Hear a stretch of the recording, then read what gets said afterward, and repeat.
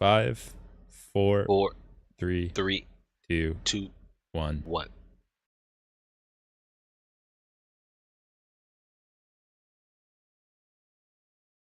You're listening to the Overwatch Rundown, a weekly podcast covering the latest in esports scene of competitive Overwatch. Today is Sunday, July 8th, and we are not covering anything so much as a preview of the Overwatch League Season 1 playoffs.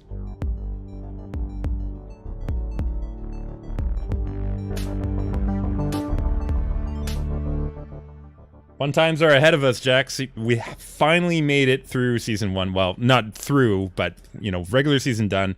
We have this playoff preview episode that we're doing here today, where we get to look ahead to these sort of like staggered playoffs.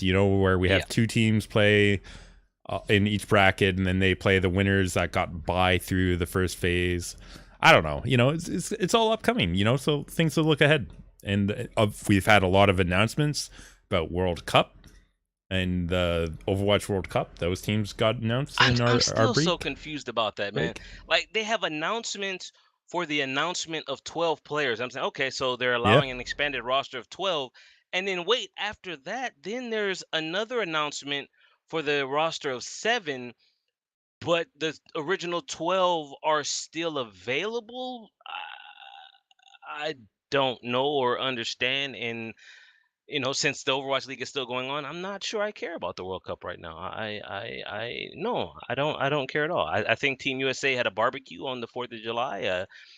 That's about as much as I know, and that's about it. Yeah. Yeah, I mean, it's good. I guess some people really like the World Cup stuff. We'll obviously cover it if and or when it comes up.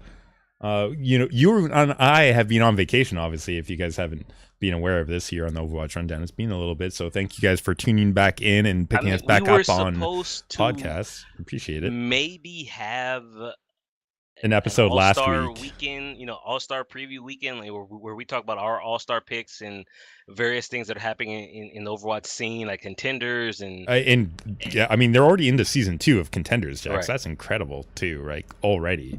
Like, Yeah, but we decided mm, we liked vacation too much, and so we yeah. took an extra week off. And I was just linking you the clip someone on the competitive Overwatch Reddit have of Seagull talking about how burned out he was, and you know it just brings it back again, right? Like he says, I've never wanted to quit Overwatch as hard as I did during Overwatch League season 1, and it's why I'm so burned out. Like this is Seagull, the consummate professional who put his personal stream aside to be a pro player, and even he found himself taxed. I mean, part of that is probably the environment that they had in Dallas. We knew, or we know it was a disaster for at least 3 stages, and then Coach Arrow came in, and it sounds like he's getting a grasp on things and is changing things around. But if he's tired, then you and I, we're our 2 week vacation well deserved is what I'm trying to say. Yeah, no, it definitely was burning us. We weren't paid the big time salaries. We're not part of the Blizzard family. Maybe that's because we don't fully trust in Blizzard yet. I'm not sure, Yeah. Jackson. That's an ongoing series. This week, we don't have a Blizzard we trust, do we? Although we I mean, can talk about some things. I'm actually trusting in Blizzard a little bit more, which we'll get into during our contender segment. Who knows how long that will be because Yeah. there's a lot to cover there. But Blizzard is slowly restoring my faith, but then it's also kind of taking my faith away when I take a look at the contenders North America lineup and I don't see Envision. So Yeah, I mean, there's some it's a losses feel in the bad, feels contenders. bad, man, kind of a moment right there. Yeah, not only that though, Jack. So, there's some other Blizzard things we can discuss here too in terms of coming up to the playoffs with patch again, what patch Okay. we're on and what's available to play and what's not available to play. Hint: Symmetra, who wasn't being played but has been updated, will not be played in the future. Right? Like, See, so uh, we might as well get into it. It's going to be played on what the 1.25 patch, which yeah. is basically the live patch minus Symmetra. Um, So new I Hanzo. actually have So is it new Hanzo then? yeah, definitely new Hanzo. Wow. Definitely, it's everything except you know we don't have all the maps because some of them have been changed, and Blizzard tried to explain their way as to why they didn't have all the maps in the pool. But it's everything except for new Symmetra basically, and that's currently on the live server. And Blizzard kind of upset me with that because it tells me that they don't have faith in what they're doing, right? If they had faith in their product, Yeah. Symmetra would be playable, Leplos. I She's not playable because they don't know what she's going to do to the game. They might suspect, they might have data from test server, they have data from quick play, but they don't have, the data from competitive play, which is what they really want. And they don't want to go into their season 1 playoff, this flagship moment for time for them, and have it be a disaster with this hero. And I get it. I get it, but damn, Blizzard, come on. You want yeah. us, the consumers, to test your product before you put it to your pro scene. I mean, fine. All right, fine. I mean, we proved that we could with the new Hanzo, right? Everyone Yeah. loves him in his current form, right? That's why Do they they? decided to put him in clearly for the playoffs. They were like, "Listen, this is working as intended." That's we held off on stage 4 because 2-day patch. We're not sure about this new Hanzo. We played it for months. Let's go ahead and put him in for the playoffs and grand finals. This I totally mean, makes sense now, we're right? definitely gonna get into it when we do our preview moment. Yeah. It's just, since a few more pros have been like Siegel in particular has been streaming since he no longer has to day to day deal with Dallas Fuel and scrims and And he's got that burnout. Doomfist out, man. I love it. He's got the Doomfist, but he's also got the Hanzo, and Yeah. I've seen other people do it. Right, he who must not be named from the Houston Outlaws, he plays it a lot. I watch Linkser, and it's just I'm looking at it, man, and I am so worried, and I'm just sitting here saying to myself, did they really not did they are they really letting this go on? Because you get Hanzo and you see he's got a little blue beam attached to him, and you look behind him and he's got this mercy behind him, right? And so you put these two heroes together, Leplos, and the sheer amount of damage that comes out of Hanzo is broken. It It is absolutely broken, and Listen, I'm yeah, double concerned. sniper meta though. It was already being played. I am sure we'll see it in large or a I mean, number of maps in the future. I mean, like again, it's not the highest level of play, but if you take top 500 or not even top 500, I was watching a buddy of mine he's on the path to grandmaster, and he gets games where if his team doesn't have the better Widow, doesn't have the better Hanzo, you lose. Like And quite often, that's what it comes down to. you're bringing this up. You had scheduled in a discussion about exactly this, so Did I'm going to I? bring this up now. I actually forgot about it. You did. It was a TIS Robin, I believe, translation of Sabiolbi. And I'm going to quote here of the Okay. translation. I play Widowmaker a lot these days, but even if I went by carrying with Widow, it feels sad and bitter. The meta these days is so Widow dominant that as long as you overwhelm the other Widow player, you win. Which means that we lost stage 4 because of me. No matter how much you dedicate to strategy or planning, if you don't win the Widow 1v1, you lose. When I played Tracer, I had 100% trust in myself. Even when losing, I was confident. When I go Widow, sometimes that absolute trust crumbles. It becomes hard to believe in myself. Now, there's Fantastic. a lot we can talk about that, right? Yeah. Because that comes into what we had a heated debate about NYXL, which was still sort of like I still think we were agreeing in a lot of the stuff, and I think this really highlights how we both felt about Sabiolbi, which is his Widowmaker. While it had decent numbers, you never felt super confident in, I mean, right? it wasn't bad. Like I have more faith in him than I do Dia. Yes, I'm going back there, but it's like you just didn't feel confident is a great word, I guess. Like when you watch him, you just don't. If you're a New York Excel fan and he's on Widow, you don't feel the same. You don't feel safe, right? When he's on Tracer, you know he is the best Tracer. You go back to the end of stage 3 when they beat Boston and he steps up with the mic and he's like, I am the best Tracer in the world. And Yeah, you know that for a fact. Like you look at Sabob and you know, as long as Tracer is a thing, we're in a pretty good place. And his Widow is not bad, right? It's not bad, but it's not all encompassing. Or if you take a look at the big boss man Pine, which everybody loves, right? He's a character. People love characters. Pine at times goes quiet, right? He goes silent. He just disappears. Or Now I'm with the current meta, I'm expecting. God, we're getting into the preview for the team, and we're Yeah, not we're even not really even there. covering them this week. They So don't let's even not play this focus week, on Lepalose. the team. But Let's yeah, back this one up. We'll come back to talking about them shortly, man, even though they don't play in this first week. yeah, But let's bring it back to the importance here that he places on that Widowmaker 1v1s, because that's where we started off this discussion, and it I mean, comes how many back to times like let me just take you back right quick to Gladiators versus Valiant Map 1 Blizzard World. They had never lost Blizzard World. Was that they might have no, they had never lost going Blizzard into World. stage 4. Yeah, Yeah, stage 4. They had never lost Blizzard World.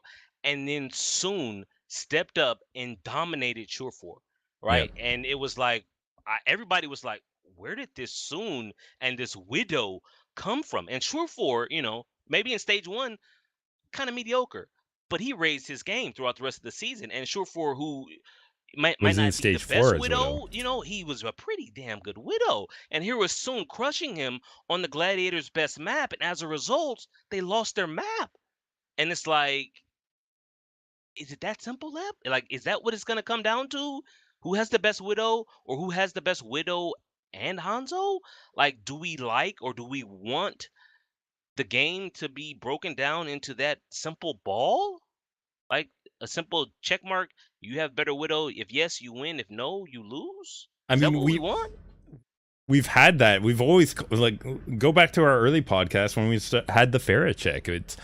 It's just more chaotic when it's Widow 1v1, because it's like one shot will end it, and then you're like decided that quickly. Whereas at least the Farah check was like, can we take this guy? Yes, no, okay. Well, we can still at least force him off and maybe do a little bit, but it didn't felt as dominant as having one Widowmaker that would rule everything. And this is where we are. And now you're adding Hanzo, another sniper in this that Right. also can stay behind lines. And then, by the way, that means Mercy with her res remains a constant pick. Even without the Hanzo, I think Mercy and the Revive is still, they're probably maybe not as much, but there are other things keeping like Anna. We've got this. Wait a minute. Does that mean the Moira change is in, where she can't heal through shields anymore, except with the ult?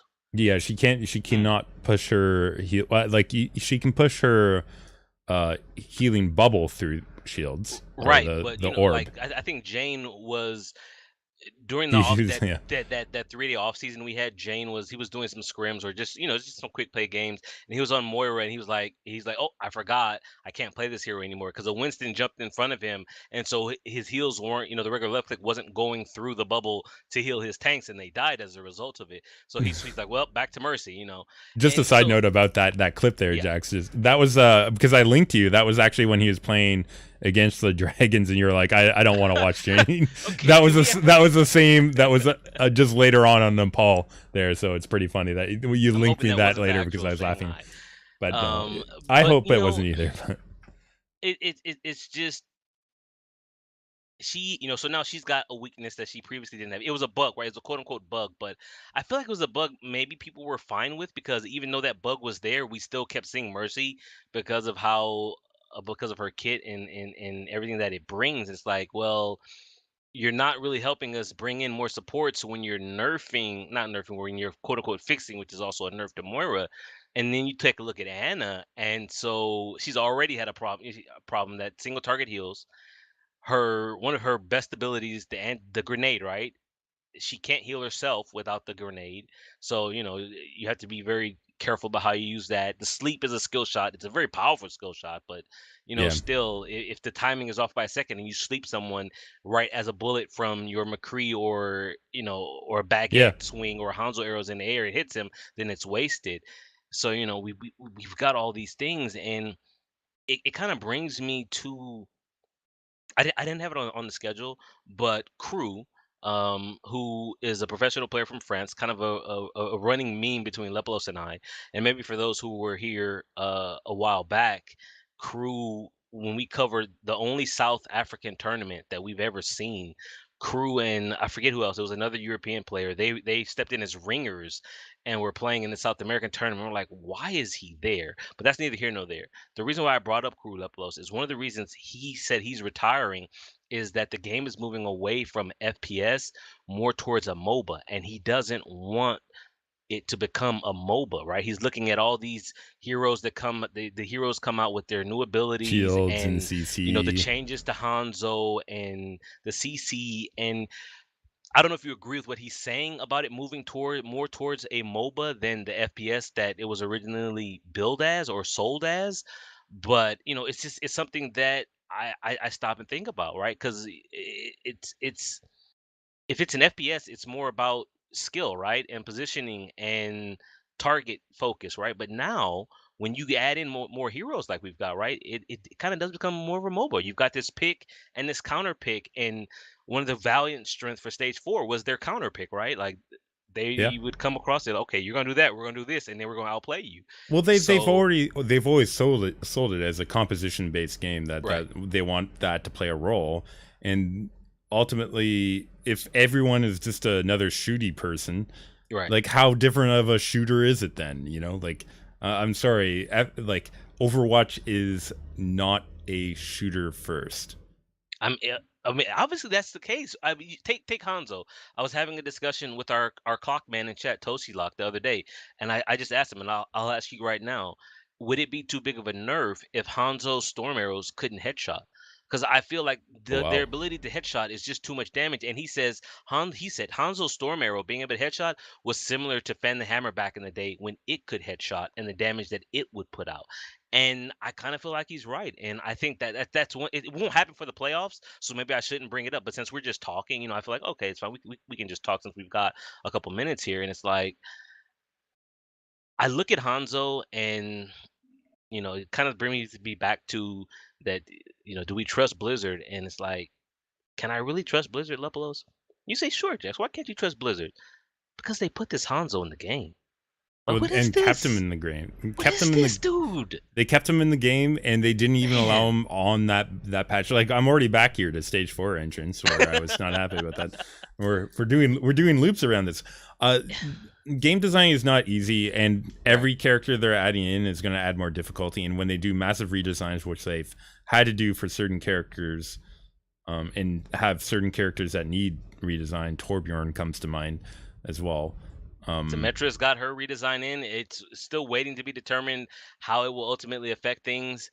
Haven't seen it. Um, I have not personally seen it yet in Contenders. I'm not sure uh, is it if it. allowed? I actually, I think I it mean, is. I think. that's that's the other thing is that since I was on vacation, I literally put competitive Overwatch aside, Yeah. and I haven't watched any of the contenders. There have been some fantastic contenders games, including one that if I can find English VOD of it, and I think I can, I'm going to watch it.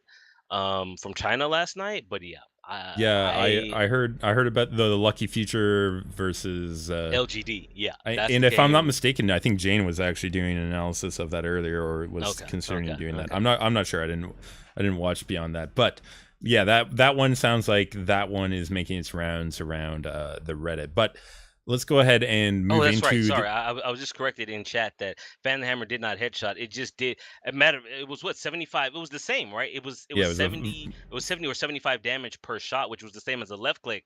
Until they finally got rid of it because they're like, wait a minute, this Fan the Hammer per bullet shouldn't be the same as his regular shot. And with Hanzo, the Storm Arrow, I guess I didn't let you answer the question. Is Yeah. it too big of a nerf if we remove its ability to Nope. headshot? No, I Okay. mean, I think the biggest problem I have with the Hanzo buffs is they did everything at once, including giving him Right. more mobility. I'm sorry for those that play Hanzo as a main, but if you're gonna get a huge movement buff, then you need to be reduced on your damage.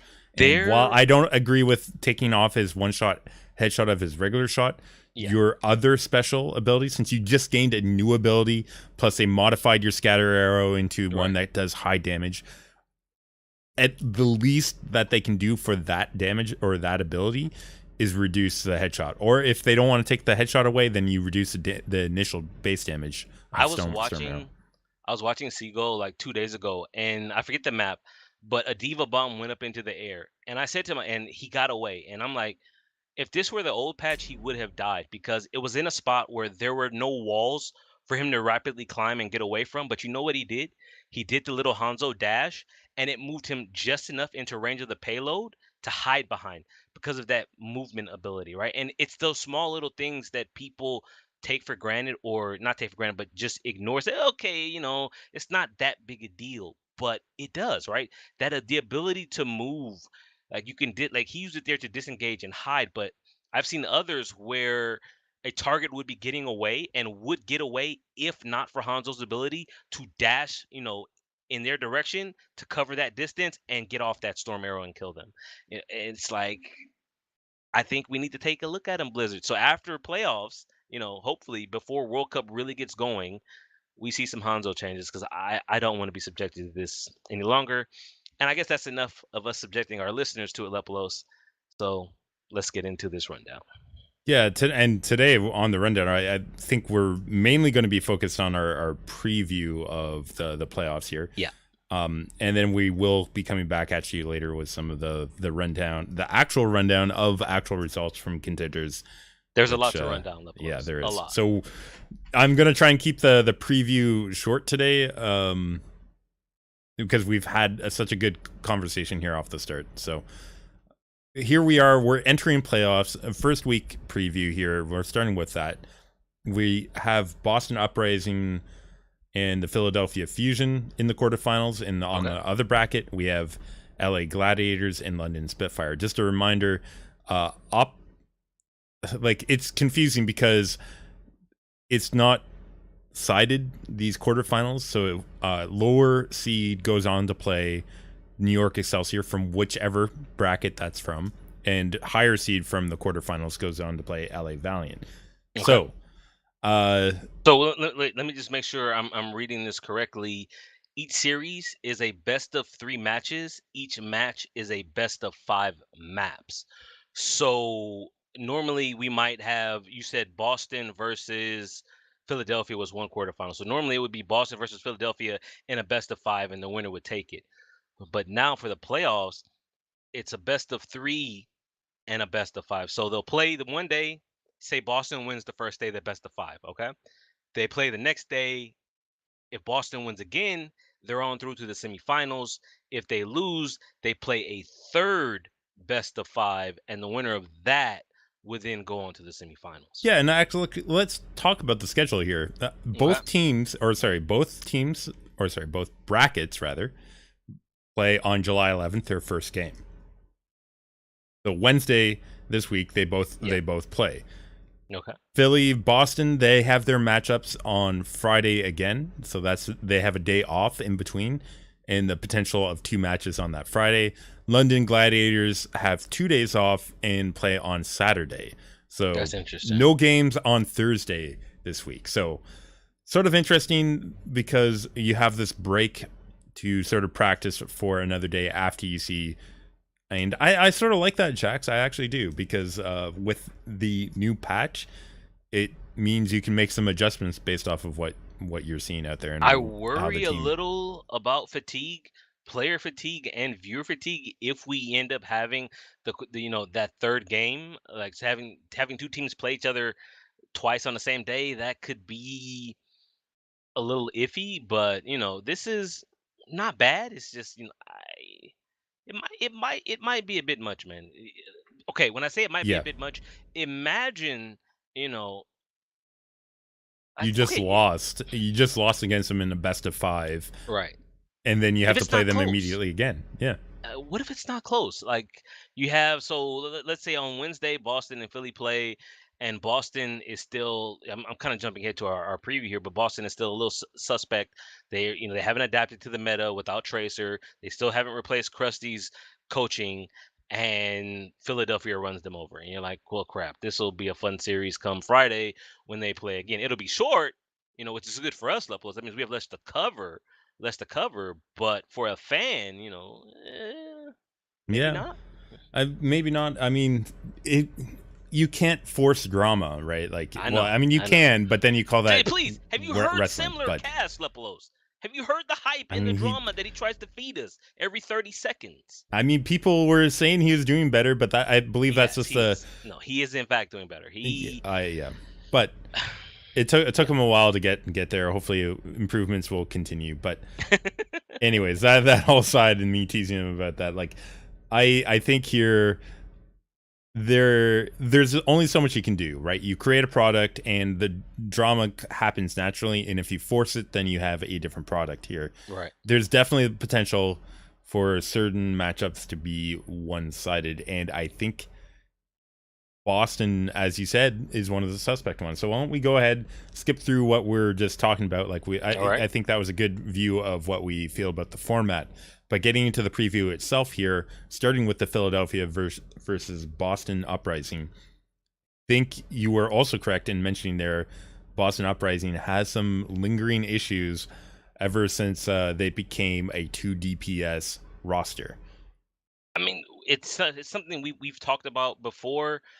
Is Boston in stage 3, when they went through undefeated in the regular stages and then lost in the playoffs, they rode Striker and they rode Striker's Tracer. At the time, everybody was questioning, is Striker the best Tracer? He came across Sabobi in the playoffs, and that question was answered. So then, when you remove Tracer from the game, and no, she's not unavailable like Symmetra. It's just she's extremely situational now, and most of the times when she's played, it just doesn't work out because the enemy team might pull a baguette and smack you over the head and you die. It's the same reason why we might not see much Genji, although we probably might see more Genji than Tracer. So you've Yeah. taken Striker off his best hero. You've taken them off their carry. Like there were a series. So I'm looking specifically at Boston versus the Gladiators, where Or Striker and his ability to beat Asher into the ground on Tracer won them the series, right? So yeah. now they don't have that. Tracer is not back, right? There's no new patch that came in that brought Tracer back to the forefront. She's still a secondary character. I can't believe I'm saying that, but Yeah. you know, Well, ever since her small nerf, I guess, right? yeah, No. In all honesty, we're talking about the sniper things, and we're also talking about say Bialbi feeling awkward on his Widow, and yeah, honestly, say Bialbi way better than Striker. And if say Bialbi's feeling that on his Widowmaker, and we've watched Uprising struggle with mistakes and Striker doing that Widow role, you can't feel very good about your playoff hopes. That I said, it's mean, been a couple weeks. Striker's been trying to adapt to the Widow. He has him like the first week or two we saw him, we're like, holy crap, Striker, what are you doing? But it improved, right?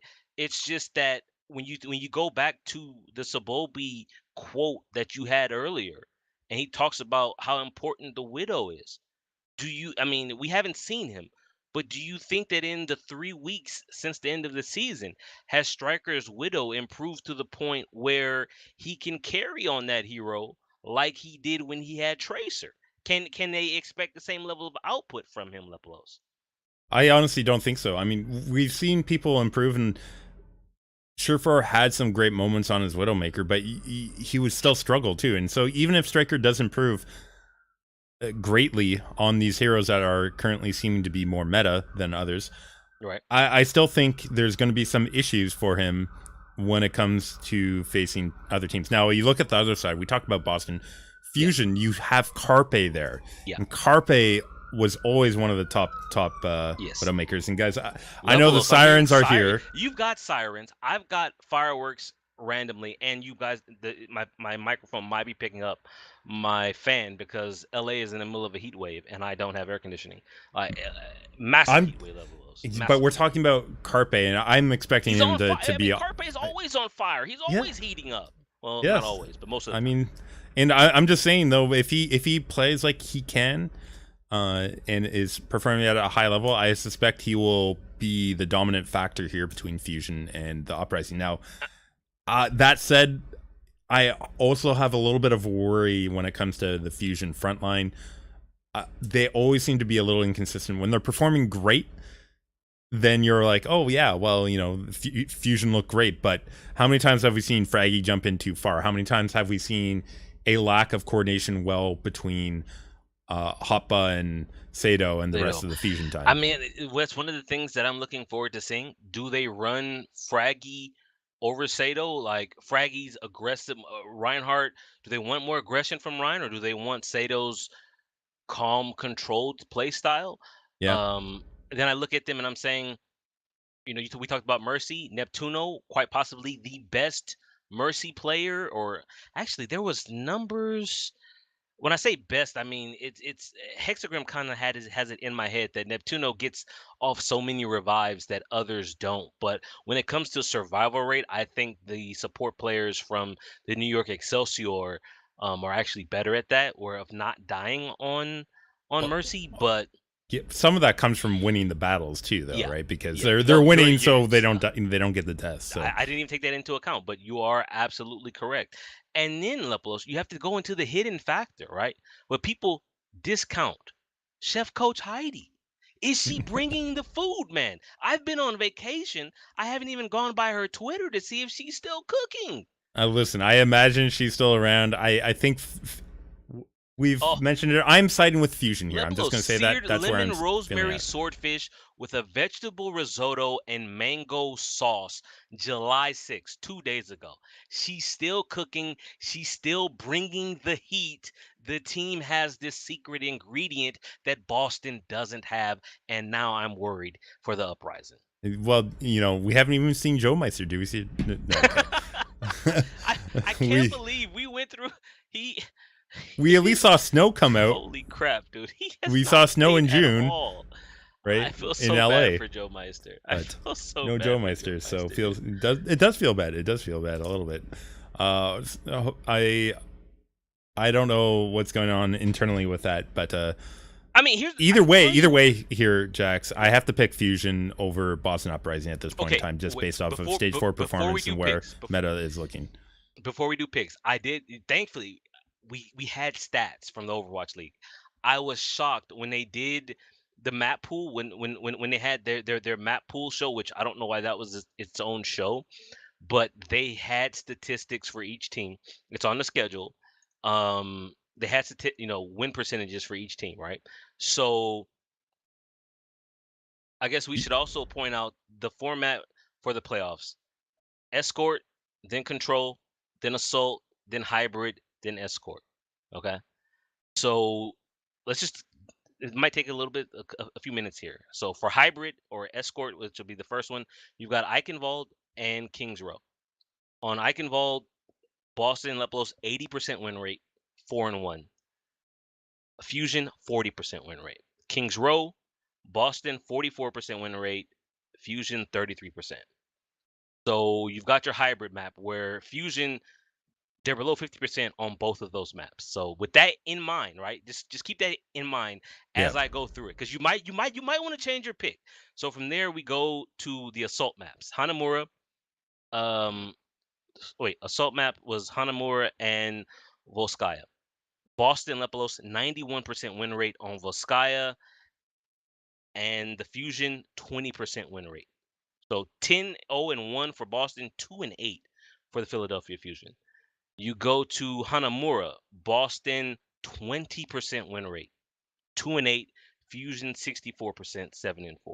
Just keep this in your mind. Keep this in your mind. We're going now to Control, King of the Hill, Oasis, and Lijiang Tower. On Oasis, Boston 11-4, 73%, Fusion 8-8, 50%. On Lijiang, Boston 6-8, 43%, Fusion 11-4, 73%. We round things out with Escort, Dorado, and Junkertown. You've got Dorado, Boston, 60%, Fusion, 60%, and Junkertown, Boston, 64%, Fusion, 20%. Tiebreaker, if it goes that far, will be on Nepal, where Boston Lepalos, 36%, Fusion, 54%. So I gave you a lot of numbers. Yeah. Hopefully you kept that in head. You can also So look at it, and I'll link it here in Twitch chat for those who to obviously don't have access summarize to our that as best schedule. as I can, I think Yeah. overall by map score percentage that are picked, Uprising have the advantage based off that Right. overall, right? Like if you're now, what I'm going to say is a couple things. First off, these numbers in terms of maps are still pretty low, right? You're talking about a sample size of about 10. So that's still pretty low. And then when you consider the fact that these maps, some of them weren't played in the most recent or the newer meta, that Right. would favor the current situation for the Uprising's win percentage being higher than it was, right? Like Volskaya, for instance, was not a stage 4 map, if I Right. remember correctly, right? And so when you look at their win percentage on that one, and where their only draw was in stage 3 finals there against New York Excelsior, it's like, okay, well that was great when Tracer was meta, but now Widowmaker's meta. Will they perform at that level? I'm not saying it Doubles. takes away I'll from. I'll take you even further and say Eichenwald was only played in stage 1. We haven't seen Eichenwald since stage 1, Yes, and here it is in the playoffs. only 5 maps, and that was early season to really discuss here, right? Right. So, like my view of these map scores when it comes to the playoffs, it's going to be, it's like Gladiators in stage 4 Blizzard World. They were great up Yeah. until stage 4, and they decided with the new meta to do something different, and they got dominated on. Or sorry, they didn't dominate, but they I mean, lost they their won. strong performance on there. I think they won their first 2, and then Yeah. they made. I guess I'm rehashing too much. They made not only they made compositional changes, right? Yes. Void got his visa in, and they started switching Void and Bishu, and we saw Silk Thread early on Blizzard World, and then for the rest of towards the second half of the season, we saw Hydration, and Coach It Deepay stopped never really working. got back to me as to why he made that change. Yeah. That's his prerogative, but yeah. And I think these similar.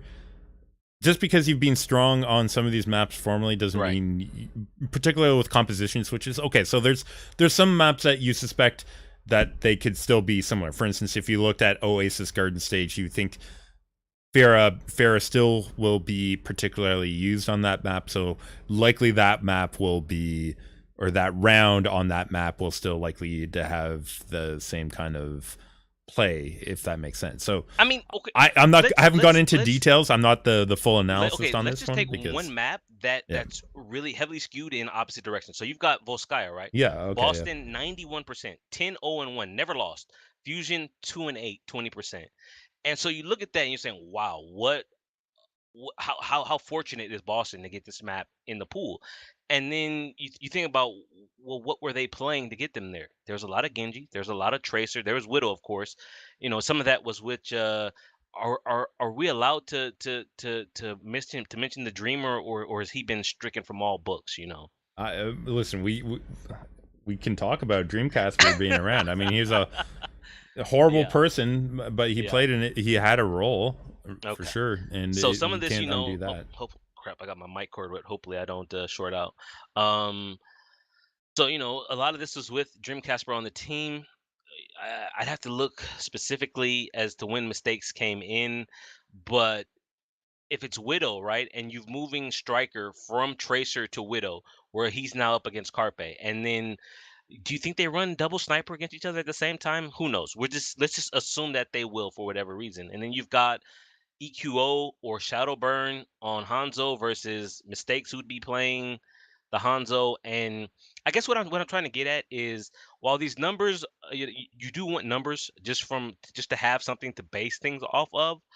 I look at Boston right now, and I can't really say that they would be favored on Volskaya with the meta as it is right now, right? And Yes, I I'm 100% agree we with went you through right all there. these numbers, and it might seem like time wasting. I just wanted to have them out there for people, and you can find them.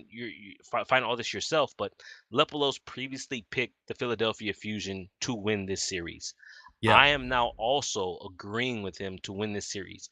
I I could In be wrong, defensive right? numbers, though, Jax. Yeah, In go ahead. defensive numbers, I would still use these numbers, but you would still have to. You really have to put it in context, and we can't get into that here, right? Like Yeah, that's, you would have to go we as would a, be here like, for I many provided hours one about round this. on one Yeah, map, and you'd have to do exactly. that like map per map and point by point, being like, so if you're an analyst right now, that's what you'd be doing. Like, will this meta change affect us here on this map or not? Like, what's the win percentage here?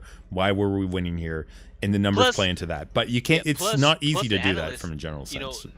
these teams have been scrimming, right? So they have actual results from their scrims on this Yeah. current meta, right? We obviously don't have access to that. I wish we did.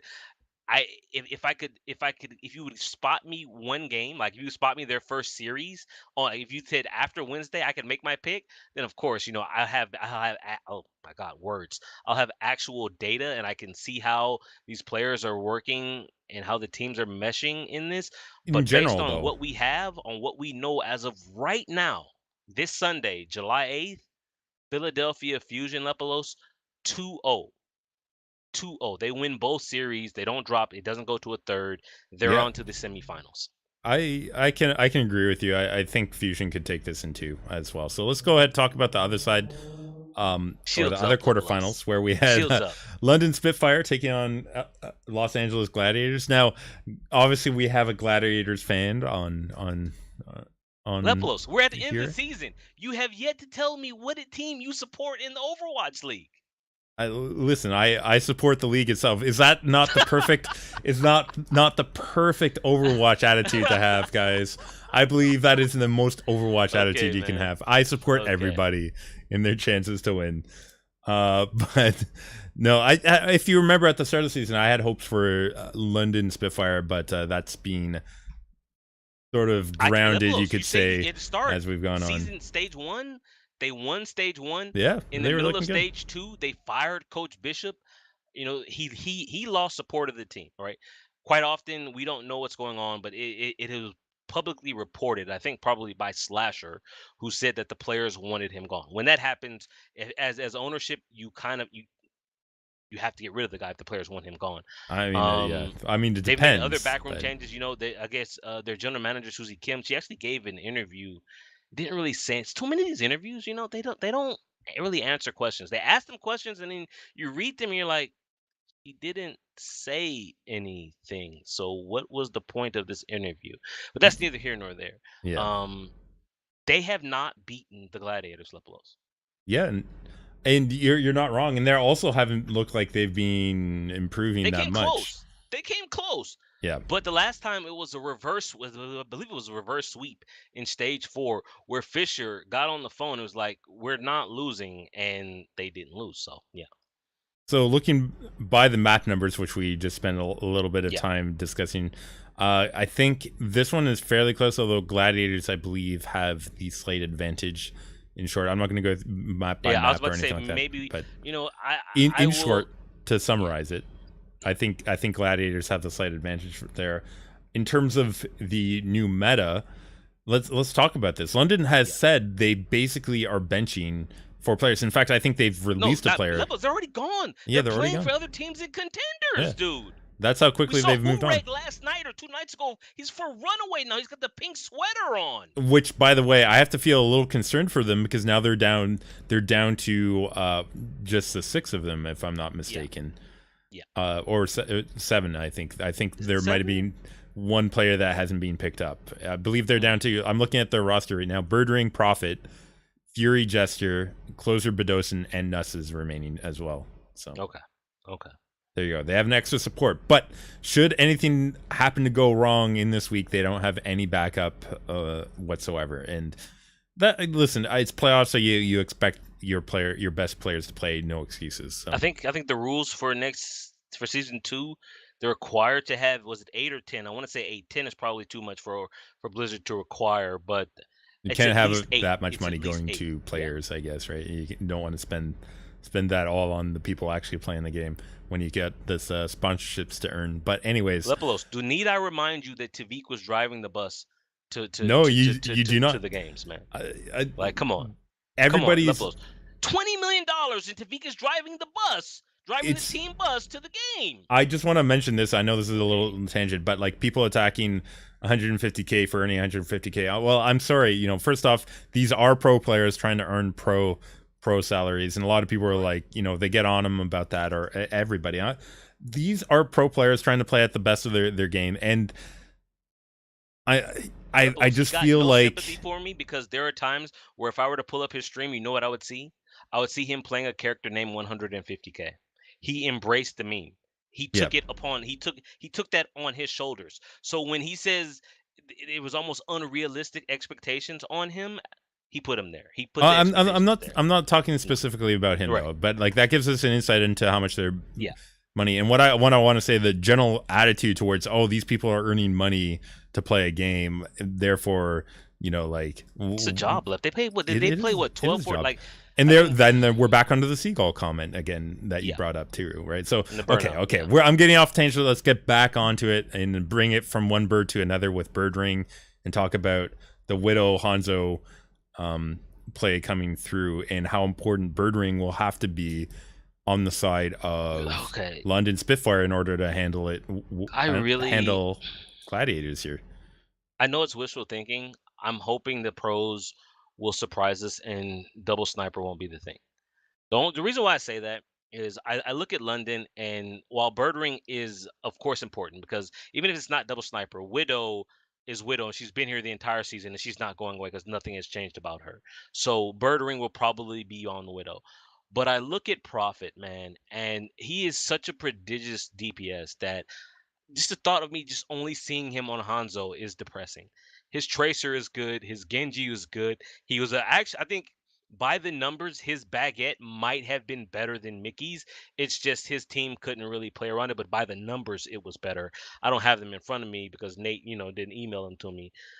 But Prophet is so good. I don't want to see him just on Hanzo. I want to see the flex. I want to see the variety.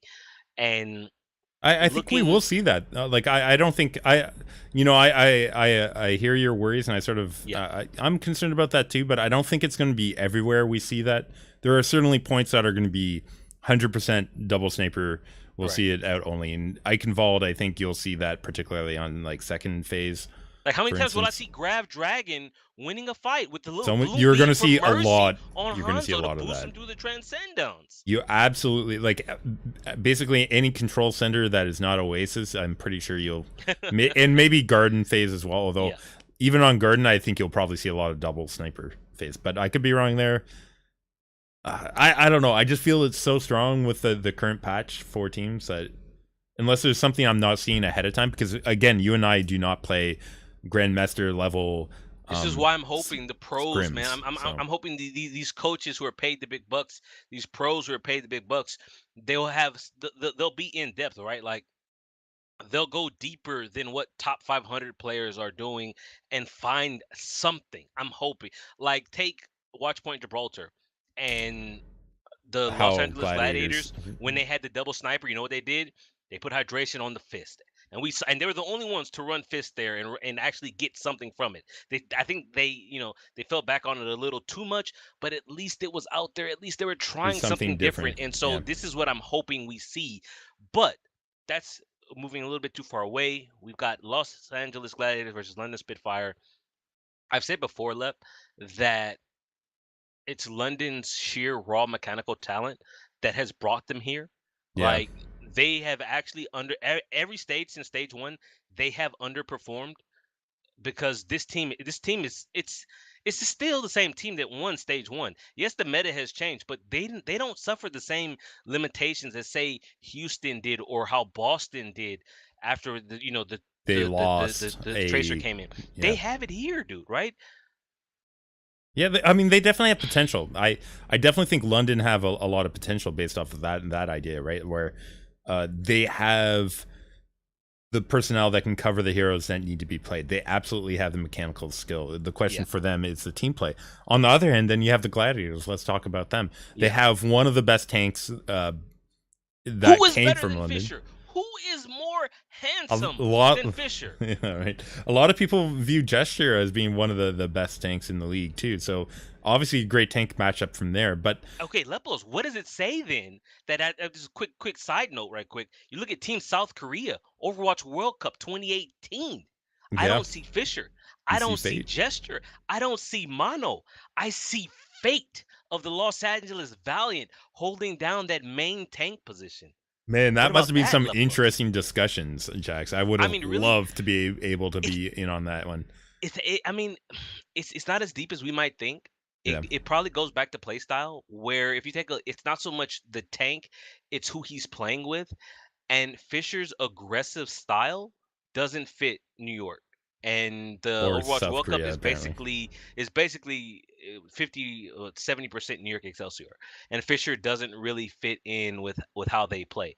So Yeah. Fate and his slow style, and that I can't believe I'm saying that, because there's a time when Fate was just before season one. If you go back to Contenders, Fate would jump in and you're like, is that Why Fate or is that Roshan or from the Shanghai Fraggy? Dragons? Is that Stage One I remix? Like, the guy would jump in and you're like, my dude, you left your team back here. What you doing? And he Yeah. would No. die, and then you're like, okay, Fate, but I he's mean, I'm changed, still a right? He's little questionable about that pick for South Korea, but we're not Yeah. doing Overwatch World Cup here. I'm just saying, like I said, a little tangent, but yeah. Yeah, but for Gladiators, he's been a really big part of why they've picked up so many maps starting from stage 2. And here they are, largely because of him. I don't think he's going to be shut down. I think he's going to be challenged a lot from here on out. Obviously, first by London here. If they make it beyond London, which, by the way, Jax, I am going to say it here, I officially think they will beat London. I think he'll be challenged more in the next one, and probably So struggle there. one of the things I'm worried about is how aggressive Fisher is, and the thing that I'm worried about is the Hanzo with the little blue beam attach. Because I can tell you now, yes, I play very low level, which means it's easier for me because people miss shots. At the high level, at the pro level, where they don't miss shots, there were times where I would drop my shield as Rhine, and if I waited more than a fraction of a second, I would have died from the incoming damage, Lepalose. And Yeah. Hanzo's boosted storm arrows do so much damage that I worry Fisher's aggression might come back to haunt them, because he's just going to get punished for it. And if you shut down Fisher, then you arguably shut down the Los Angeles Gladiators. Yeah, unless So a that is miracle something I am happens. definitely worried about. And And then we also have to talk about double sniper for Gladiators, Jax. Do you trust who's going to be their Hanzo player? Right? Like if Surefire is covering your Widowmaker, is it going to be hydrate, no, hydration for sure. all the I time? mean, here's the thing. Asher, I think you were there. No, yeah, sorry, I forgot. During the off season, you and I were playing quick play with an associate of ours, and we had a match against Factor Fiction and Annalyn, who is the Team Community USA manager or communication director yeah. slash the Gladiators communication person. And I asked you, I was like, would it be wrong of me to ask, is Fish is Asher getting removed for season 2? And you guys told me I couldn't ask that. But I might have it's said that. something like you don't want to Crumbs that back when Crumbs was asking Snillo stuff in a But deathmatch game I was what in with I'm them. what I'm getting at though is put Asher aside, because I honestly, unless his Hanzo or his Widow has magically improved, I don't expect to see Asher the entire playoffs unless some magic patch comes in that brings Tracer back, and he's the best How Tracer they about had, Silk Thread? and he's not good enough. That being said, I don't right now it's sure for and hydration. Coach Deepay kind of doubled down on this duo when he rolled them the second half of stage 4, right? Like with Silk Thread, he just disappeared. He was playing on a few maps. He was Yep. gone. So he's settling in hard on hydration, who is Mr. Flex, right? Like hydration plays a little bit of everything on the off DPS. Like he even plays some Lucio. So I'm expecting Sure for a Widow, hydration Hanzo, and it's probably pretty good. It's just consistency, right? Yeah. It's sure one thing I worry about him is consistency. And so when you look at the format and you're saying he this is a lot, right? Like this is it's just a best of 3, best of 5. And it's like, can he bring it left for the 6 games that he needs to win, for those Yeah. 6 maps? Like, can he bring it at the level we know he's capable of? But can he do it for all 6? It's I hard. have It's hard to know. questions. This is a high variability. In fact, this series, I think Right. I'm less sure about my pick here than I was Yes. with the 100. fusion Even uprising. me as a Gladiator fan, Yeah. I am less sure. But then let me ask you this then, Lepelos. If you've got Surefour on this side playing Widow, and you've got Birdring on the other side, are you confident in Birdring's play? No, I I haven't mean, been. with His what you've seen from him Widowmaker, throughout the entire season? his Widowmaker has dropped off seriously in stages Yeah, 3 and 4, and so yeah, some of that apparently he had to be rested if you remember there in yeah. stage 4, I believe. He had the, but then you get rid of his rest, right? So Hurek gone, and so Yeah, but now you've had a few more weeks, so maybe he's rested. But is he as well practiced? It's a question that all it comes down to is it doesn't really matter as long as you hit your shots in the Widow 1v1. And it's like trying to pick Taimu as a Widowmaker. It's like he can pop off, but you don't know if it's going to be today. And that's how I feel about, to a lesser degree, I feel like that about Birdring and Surefour. I trust Surefour a little bit more, honestly, than I do Birdring right now, based off of recent performance. I felt while Surefour had struggles against somebody else that was really hitting his shots, Right. I felt he was more consistent overall than some other Widowmakers, even top level Widowmakers that he faced, aka Sabi I'm trying to think of, right? Where Words, Lepalose, names, yeah. yeah, Sabi to go against him again. His stats are great, right? And they do well on New York, but I'm always like, there are key fight wins that they lose because he was not the Widowmaker that won the shot when he needed to, right? And it makes New York win not as clean as it could be if he was performing London, yeah. I mean, so yeah. looking at this, because we've spent a lot of time on it. I guess we're after this we're gonna get into our picks here. But one of the matchups that I'm looking at really closely here is the flex tank. We talked a lot about the double sniper. We talked a lot about the main tank, but you know, with the dragon, you still need the grab, right? And I look at Void, and my mind goes back to that King's Row Lepalose, where he had three Oh graviton man, surges and got do not nothing run from Void. it, man. Three I graviton surges, Lepalose. Got with nothing. with how Bishu was performing, I honestly don't know why they're trying to force Void in there so hard. And I'm a big fan of Void in general, Yeah. particularly prior to Overwatch League, but his incorporation into Gladiators hasn't gone as smoothly as If it was anyone would hope. then Zarya, would you feel better running Void over Bishu? I think maybe. Maybe though. Like I only have a maybe because Bishu was honestly doing a good job already. And maybe I do like what Bishu said though. Like he did raise a good point that by having him cover certain maps, he could focus on what maps he was playing. And this goes again to why I like larger rosters, particularly if you can get them all up to speed in the coordination there, which has been clearly difficult when you have London showing the exact opposite of we started with 2 teams and we've reduced to 7 players. It's kind of odd. Like stage 1, you and I were giving them so much credit for running this 2 full roster and the internal scrims that they could have. And Levels, I think it kind of brings me back to the coaching where Absolutely. You had these, because coaches, as we saw, which I think is part of Kai's failure in Dallas, is yes, you can have strategy and you can have plans, but as a coach, you're also a manager. You have to handle your players. Yeah. And so I'm looking at London. I'm saying obviously Coach Bishop couldn't handle the players since they voted him out, but they never replaced him, right? They never replaced his strategy. And not only that, Jax, I think internally they had to have personnel issues. So they probably got rid of Bishop, but once their unifying person that they disagreed with was gone, all of a sudden it came to themselves. And by the way, we're going to get rid of Rascal and Fisher, and then we're also going to drop players, off. Right? Because it's amazing. They got rid of them because they were unhappy, right? You can't, and you don't really want discontent. It's difficult in your locker room, and they didn't have that personality. They didn't have or don't have that coach to kind of to put it. So okay, guys, that's London. Put this aside. Yeah. But Gladiators look like they're on the other side. They look like they're a team that they're coming together. They didn't do great. They had Fisher come in. They've had other people come in. While I was sort of hating on Void there for a little bit. They all seem to sort of come in and be there together, and that's what you want in a team. One of these little edges in management is important, and I think that favors Gladiators a little bit. We just said all that, and I just went by the Wikipedia page. Wikipedia page, London, just to go back right quick, Lepalose. 2 general managers, 1 team manager, 3 coaches, and a British consultant in Stylosa. Well, I mean, Stylosa is probably not helping. And it doesn't show itself on the damn field. I mean, how much backup stuff, Lepalose, compared to other teams, they have or 2 real general teams? managers? Why do you need 2 general managers for 6 guys? I'm sorry, 3. They have 3 managers, 3 coaches for 6 guys. 6 guys, dude.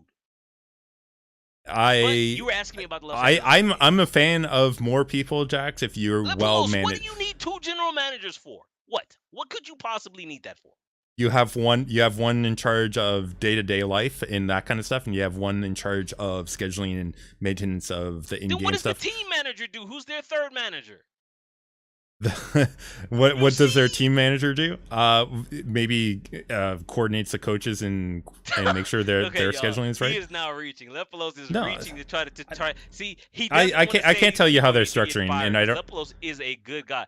And here's the one But of okay, they don't have like. Do you see anyone that's an analyst on that team? No, because they don't have anyone listed as that. I'm hoping. So your team manager would be probably in charge of that, right? Like the coaching staff and stuff like that. But I seriously doubt. I doubt it too. I'm just telling you how I would structure it managers- if I had that lineup, though, right? Like one of I'm their saying, it's definitely managers possible. Is American, so everybody else on the support staff is Korean. One of the managers is American. He's probably, although you've seen Susie give her interviews and talk, she, I doubt she has a problem. She's lived here. I doubt she has a problem integrating the team, with American society. So why this guy here, Danan? I'm sorry, Danan Flander. I'm not trying to get you fired, bruh. I just question your existence on this team. But Lepalos, you're asking me about Los Angeles Gladiators. You're asking me who is going to win. I don't know right now, so I'm going to flip it back, and boom, it's now your turn to answer the question. Sorry, about who was I? Who I am picking? Picking? I already said this. I was picking Gladiators here. I think they just have the edges as well over Spitfire. Lepalos, I'm not going to create false because we like can't I keep do. picking the same thing, Lepalos. We can. We're not creating false drama here. I have said it though. I said this pick. I have a lower confidence in this pick than I did when I was picking Fusion. So okay, then let me ask you now. We both said Philadelphia in 2. Does this series go all 3? I say it goes all 3. I absolutely say it goes keep in all mind, 3. London has never beaten the Gladiators in the 3 times they've played. Stages 2, 3, and 4. Yep. I still think this goes. They came close. They collapsed in stage 4, reverse sweep for the Gladiators. I think Gladiators drops the second game, and it's a close third game, and they take it in that. So they win the first and third games. That's sort of what I suspect, but and I can't disagree with that, which means this is not drama-filled podcast, Lepalos. We cannot agree on this kind of thing, man. But here we are. We are agreeing. So that means we've got Philadelphia and the Los Angeles Gladiators moving through. We don't actually have to take a look at the next series, the semifinals, because we'll have we're gonna put that off. But yeah. So how long will that episode be, Lep? If we have to run down, have to run down these 2 best of 3, best of 5s. We'll have to run down every Contenders tournament going on in the world, of which I think there's 7. Rundown, Jax. We need to rush through that because we've got a bunch of stuff to cover in the rundown. But if there's anything else you want to talk about in the Overwatch League preview, I think now's the time, right? Like, do we need to do our overall pick for the grand final? No, I think we're just gonna do match by match. No, it's just I think we're good right now. Hold on, let me. So then I come to look now at the Gladiators backroom staff. They've got 2 owners. They've got a CEO.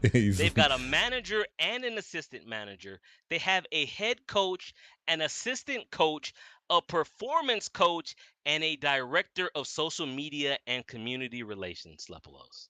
I don't have a problem with a large staff for a professional team where you're trying to divvy up a lot of different tasks to do a lot of different things. So I like seeing this. I would like to see their analysts properly listed instead of just being assistant coach. Coaches, I'm sure they're doing some of that, but I would argue that performance coach do, Lepalos? You probably specific practice for individual drills, which I would 100% have for a professional team, which is spending time with somebody that's highly skilled, where you can practice individual plays or characters or skills with a player at a high rate and a high level.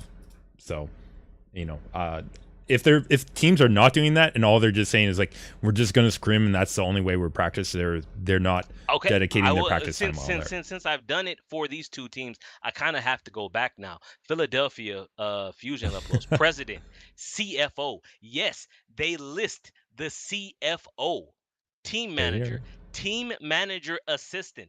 And here we have it. Chef Heidi listed on the official team page. I appreciate it. I keep hearing that the Gladiators have this chef.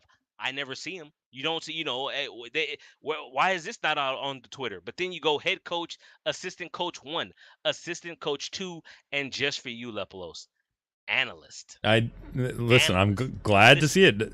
That's and take it a Beezy, step of further, course. you They then have have they streamers. list professional streamers, Lepalose. Listen, 3 streamers.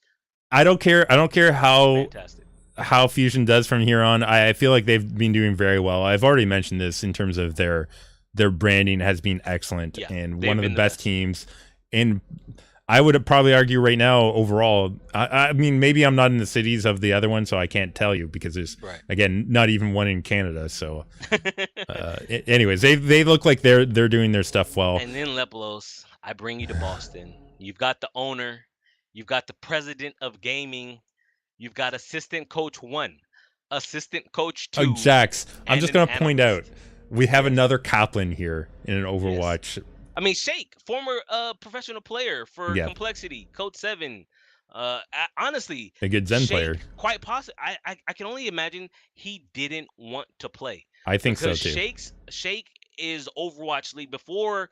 I don't know. Maybe he's rusted, but when players were being signed, and I saw he was a coach, and I'm saying he's Overwatch League ready. He is, like you look at Shanghai, and you're saying they could have Shake in place of Free Feel, and they probably win at least one game.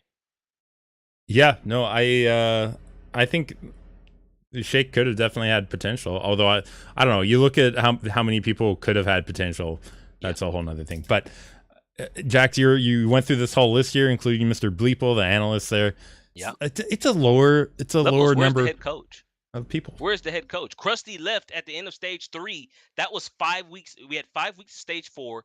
Then we've had a 3 week, 2 months ago, Leplos. Over I 2 months. Where is the head coach? I'm not sure if they've hired another sleeper head coach like Houston did there before they officially put in guy onto their Oh team. boy. But this just goes to my worries about Boston Uprising a lot more because it's not looking good. And I'm sorry, if Kraft is the owner of this team, he's got to be. Well, I know they're happy. I'm sure that they're in the playoffs. Like, I don't know how he looks at this in comparison to the I will other say, teams and says, Leplos, like, that yeah, this is effective. having followed his professional football team, the New England Patriots, one of their strengths is their front office staff. Yeah, Like they are on point with personnel, on point.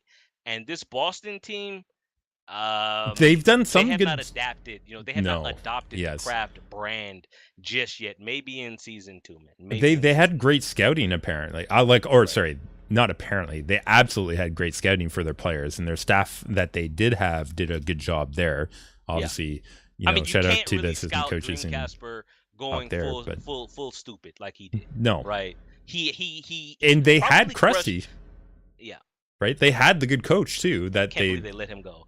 But yeah, again, we go back to having them. So we talk about coaches having to manage players. Like, believe it or not, I don't have specifics. I'll never have specifics. Krusty leaving and like that, and him immediately being snatched up by San Francisco, that's on general manager Huck. Like, that's absolutely. on you to manage that relationship, dude. And he kind of failed. And I think it will come back to hurt them. Maybe we're wrong, right? Everybody was wrong about them in the preseason. We all said Boston gonna be bottom of the league, right? And here they are in the playoffs. So maybe Huck will prove us wrong. This time I honestly doubt it. We'll see at the end of the week.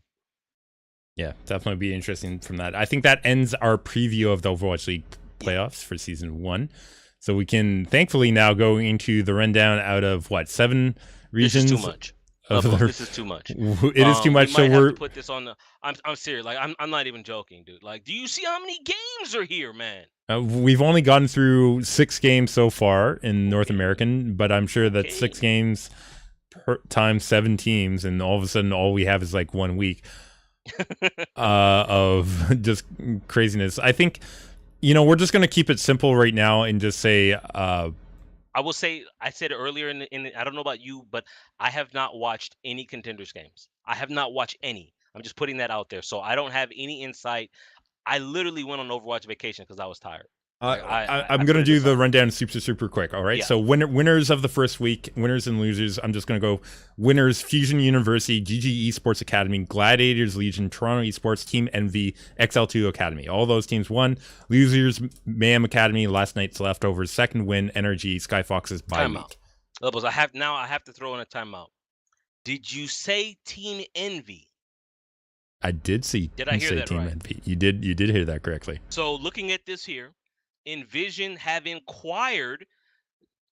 Envy has acquired Envision Esports roster and contender spot. That's kind of strange though, because I was under the impression that all Overwatch League teams had free entry into contenders. Was that just for season 1? It might have been just been for season 1, to be honest. Okay. So, okay, fair enough. And what Tailspin has rejoined the team. And Buds and McGravy and iShiny. Listen, and Crimso's on it too, and Fire being another support. Okay, so that's their lineup. Pretty good lineup overall for North America. They did get their first win with a 3-0-1, so just a 1 map drop there. That last map, I take it back. I actually did watch that last map. It was Rialto.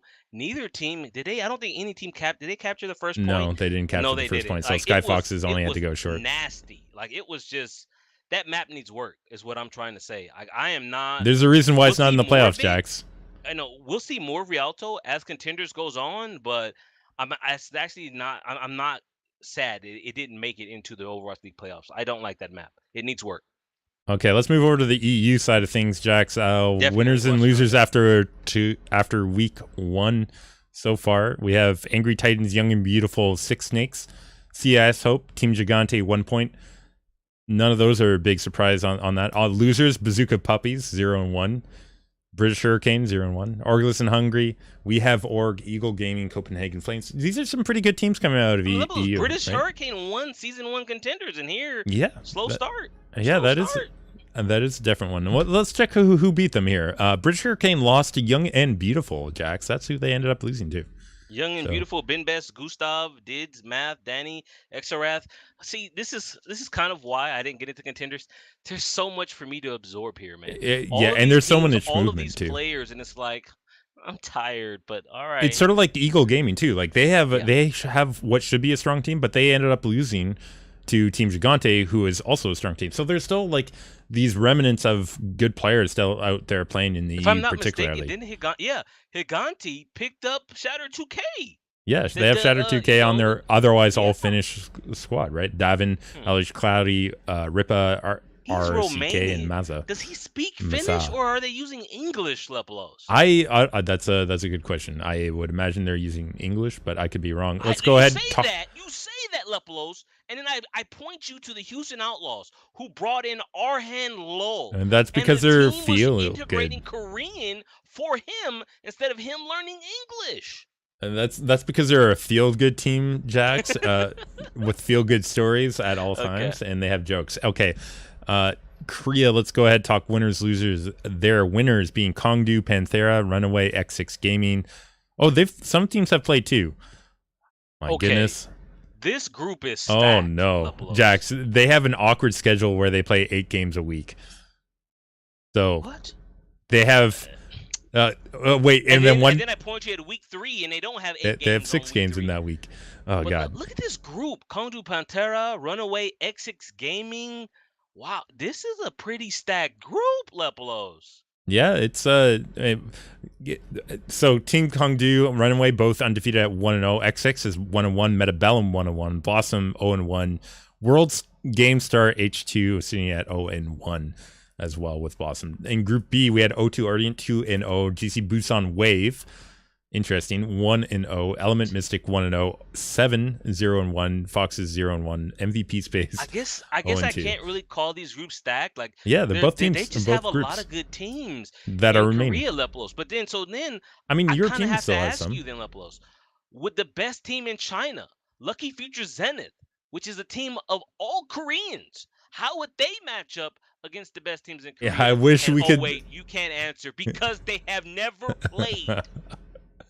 All right, let's talk about China though, because you mentioned it. Group A right now, Lucky Future Zenith sitting at 2-0. Apparently, a really good game between them and Who did they play, or what was the game that I heard was really good? No, it was not. It was not Zenith. I'm getting Lucky confused. Future Zenith with Lucky Yes. Future.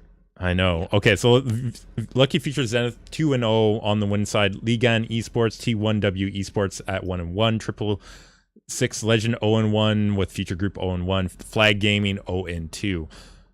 Group B, Team CC 2-0. Legend Young Beyond 1-0. LGD 1-1. You gotta say it right. Lao B. Lao B. Hero Taciturn Panther 1-1. Moss that team 7 just came out of nowhere. Club, like where did they come from? I'm not sure. Lucky There's Future not even 0-2. entry for them on Wikipedia. There's so new here. Don't worry though. We have English casting. Maybe they have some stories with contacts that can get us more info finally, which would be great. Honestly, I will say this is a little surprising. One, that LGD started out Contenders Season 2 losing 3-1 to Lao B, and then last night they had a game against Lucky Future, who's bottom now. Yeah. Where they won 3-2, which, so they got pushed through that fifth set tiebreaker. And looking at this here, Lepalose, reverse sweep for LGD. Hurts. It hurts. Sweep. I might go and watch that after we're done here when I'm doing the editing. Might be fun. Mentioned it previously just now, but the broadcast.gg guys have been allowed to cast South American and now Chinese contenders in English. So for the rest of, before, how many times did I complain, Lep, of having to go to the Chinese site and having to use Flash and then not being able to understand anything? And now I have English. I wonder if they're doing that for free for Overwatch Contenders. But anyways, that's a whole nother question. For the broadcasting experience, to get your name out there. Yeah, it's great advertisement for them. So I'll definitely check them out because I'm glad somebody's doing that. I mean, I appreciate back when we had Ham, Tornado, and Leg Day doing the bootleg streams. Is he still doing EU this time? That's a good question. I should look that one up as well. I haven't been paying attention to Contenders, but I should look into that. You're on vacation as well. You see, it's not just absolutely. Lepalose also on vacation. Let's talk about us coming back from vacation. We are going to move regions though. Pacific regular season.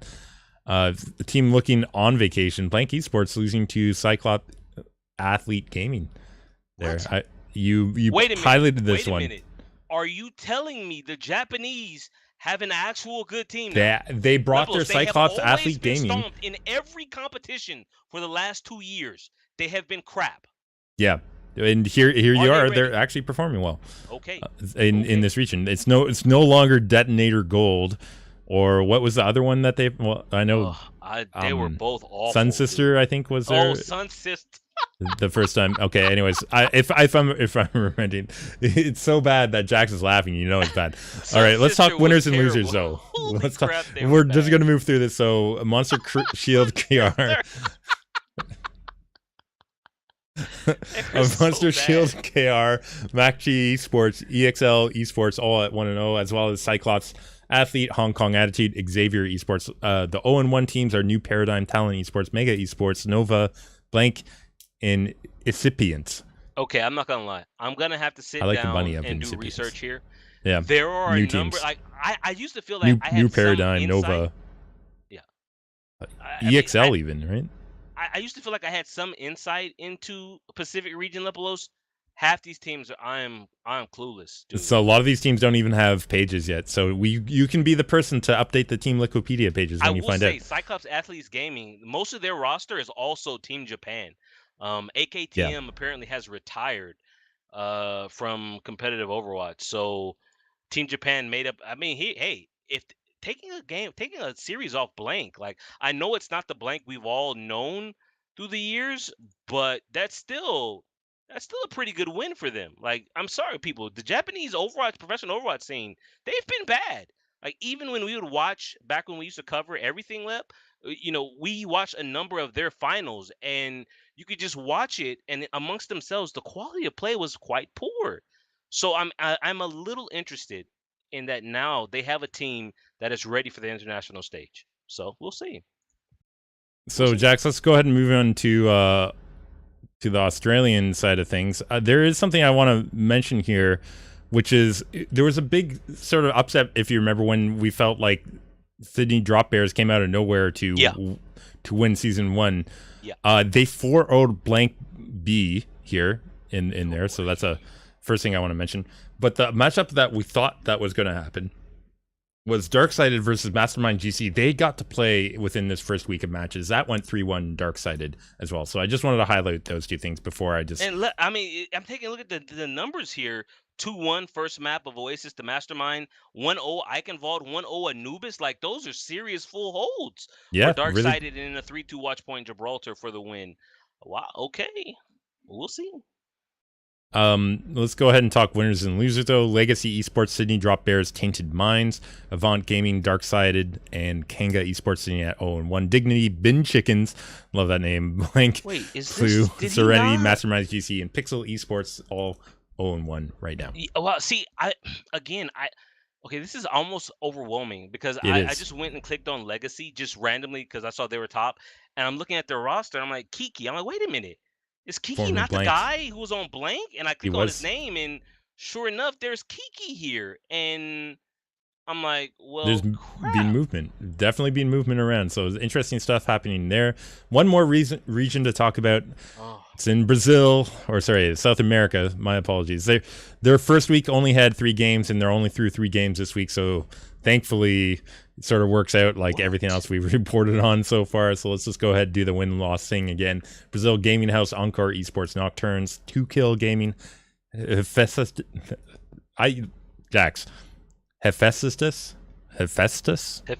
Yeah. Yeah, Hephaestus. All right, Hephaestus. You know, he was one of the Greek pantheon god things. Yeah, but listen, you're getting was he not me the to hammer try and... guy?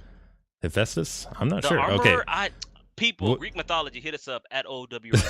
Yeah, all the Greek mythology listeners, do let us know. Black Dragon Esports also to close it out at 1-0. Losers, Caverna, Revolts, Breakdown Gaming, Pain, Predators, Isurus, all sitting What at has 0-1. happened? So, what happened in this Isurus game? Like, this was a forfeit. It was a forfeit to 2Kill, so who knows? There we go. We already had people that knew. If you follow South American Overwatch, I need to know. Like, Isurus was Team Argentina, remember? And then, like, it's actually surprising to see them forfeit a game. Like, I am like, want to know the details of why that happened there. Yeah. Maybe that was some a broken toe. I don't know. All right. Jax, that is sure? It though on the rundown. So are you sure? You have the broadcast GG. I have all the regions done. There's probably some other small tournaments that we don't have on our list here. Yes. There we go. I was just reminded there in chat. He was the Smith. I said guy with the hammer, Nalray. It's the same thing as the Smith. Yes, I thought so. There we go. Getting Perfect. A little Greek mythology here in chat from our viewers. For those who are unaware, twitch.tv/Lepalose on Sundays around 9:15, in somewhere in that. We start on Pacific time.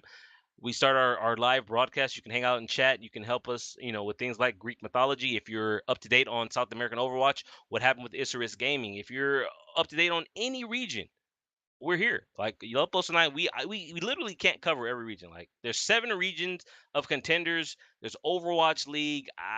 There's more content being pushed out by these teams more than ever because they have all this free time, and no longer is it just Joe Meister doing the videos for everyone. Each team has their own content coming out.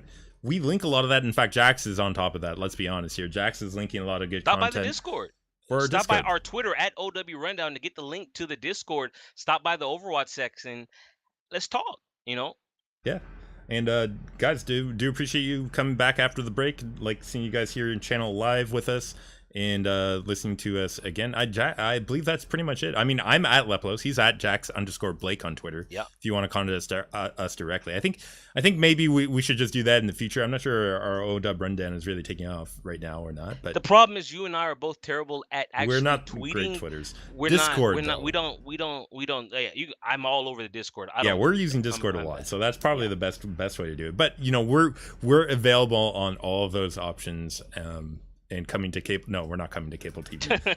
But I think that's pretty much it for the day, though, Jack. So I'm gonna play us out, and we're gonna go into our postcast. Lepalose, you have to update the video, man. I've been watching for 90 minutes. I didn't see Rialto once. No Rialto. Oh man, see things to do. But all I'm doing now is pressing play.